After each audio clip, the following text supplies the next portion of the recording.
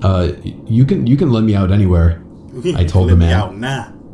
The man responded with a firm no. I felt like throwing up as he said that. What's up, everybody? It's your boy EgyptGodAnubis here, and we are back to do some more of these reactions. We are back with Llama Art. That's right. His link will be in the description at the bottom. He make the great animated horror series and stuff like that. Right here we have Hitchhiking horror stories. Now you already know it's a bad situation when you got to hitchhike, and a lot of people tell you shouldn't do it. But with that being said, let's see what this story all about. I already know this is gonna be messed up. I know it's gonna be messed up. 3 months after I turned 16 in 2005, I got my first car, a 99 Toyota Camry.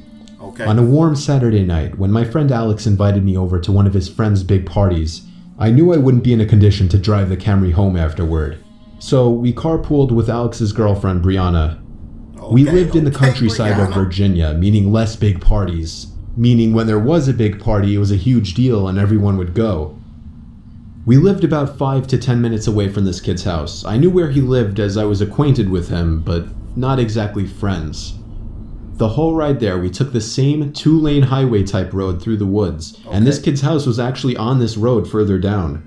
At certain points on this road, there were a few houses on either side, and then it would just go back to being a long, empty highway again.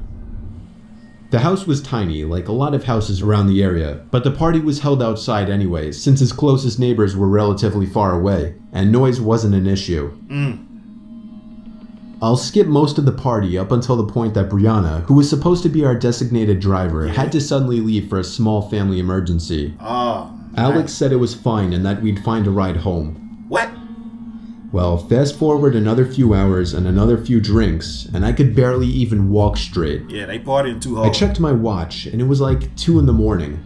I figured it was time to go. I started looking for Alex, but I couldn't find him anywhere. In fact, it seemed like everybody I knew had already left. I could barely even think straight, but I was still furious at the fact that Alex could have actually left without me. See, that's when you party too much. I asked to use the party host's phone and dialed Alex's home number. After 2 tries, I gave up and then realized I shouldn't wake his family up. So, literally not knowing what else to do, I dizzily stepped out onto the road and began walking back home. Are you serious? I knew this walk would take anywhere from half an hour to an hour in my condition. Maybe after 15 minutes of walking down the road, the slight shine of car headlights on the road was fading in from behind me. Man, this dude Jumping for joy inside, I lifted up my arm and stuck out my thumb. As the car neared, it slowed down and came to a stop right next to me. The man driving the '98 Ford Explorer rolled down the window and asked where you headed.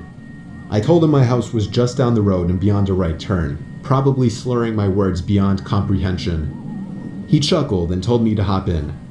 I thanked him and joyously hopped into the truck.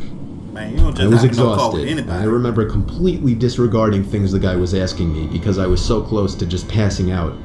And that's what happened. The memories of being in that truck turned to a fog, as I'm sure I passed out.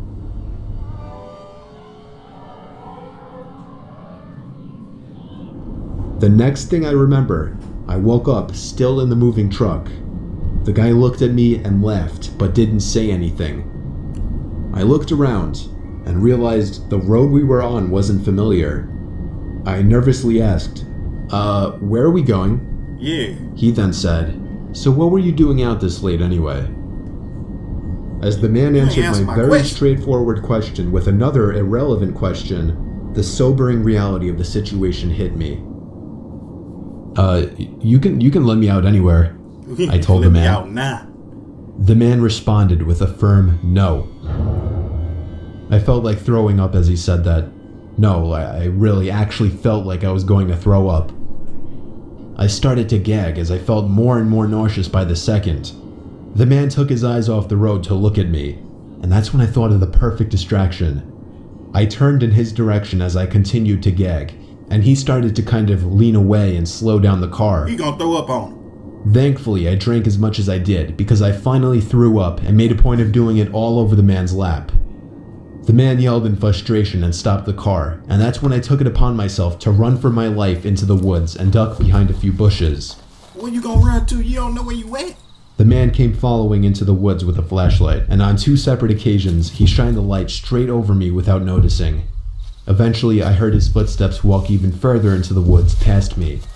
That was when I ran back to his truck, but unfortunately, he was smart enough to lock it. Ain't that something? By some miracle, I saw another car approaching in the distance, and I ran out into the middle of the street, waving my arms like a lunatic. The car tried to avoid me, but I wouldn't let it. They were forced to stop, and I yelled at them to help me before they came back. Okay. Once I told them that I was kidnapped by the man who was driving that Ford Explorer, the driver agreed to give me a lift. Not to the police station or anything, but to my house. I made it back safely, where I couldn't thank the driver enough. I immediately woke up my parents and told them. My dad wanted to know if I got his tag number. And then I felt like punching myself in the face. No nothing. I failed to get the simplest information from the guy that would have allowed me to actually properly report him. All I knew was that he drove a faded blue '99 Ford Explorer. I made sure to give Alex a piece of my mind, and part of me always held a grudge against him ever since, just for abandoning me at a party without telling me. I haven't seen him in 4 years now, however, and this was actually the first time I even thought about this incident for almost a year now. As time goes on, even the worst of memories may start to fade, but after writing this to share with the internet, it's once again fresh in my mind. Oh, man. So there you go, everybody. I hope y'all enjoyed this other horror story from Llama Art. Well, that goes to tell you right there, hey, you shouldn't be hitchhiking. You know what I'm saying? Especially if you at a party at 2 o'clock in the morning and you balling out, you know what I'm saying, getting your groove on and everything. At least ask somebody that's at the party to see if they can give you a ride. Don't just start walking by yourself. Is you crazy? I hope y'all enjoyed this. Thumbs up if you did. Subscribe to the channel. I'm about to get out this thing. Hit that notification bell for the next video. Peace. What is wrong with this boy?